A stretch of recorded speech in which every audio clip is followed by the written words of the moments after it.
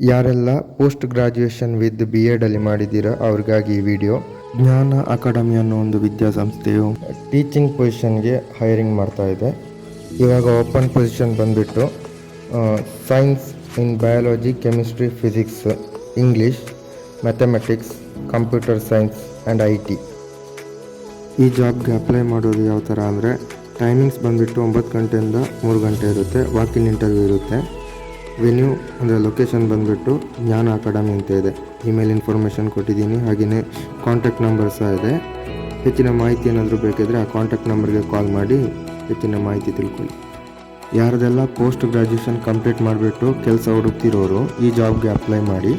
ಹಾಗೆಯೇ ಇನ್ನೂ ಕೆಲಸ ಹುಡುಕ್ತಾ ಇರೋರಿಗೆ ಈ ವಿಡಿಯೋನ ಆದಷ್ಟು ಶೇರ್ ಮಾಡಿ, ಅವ್ರಿಗೂ ಹೆಲ್ಪ್ ಆಗೋ ಥರ ಮಾಡಿ.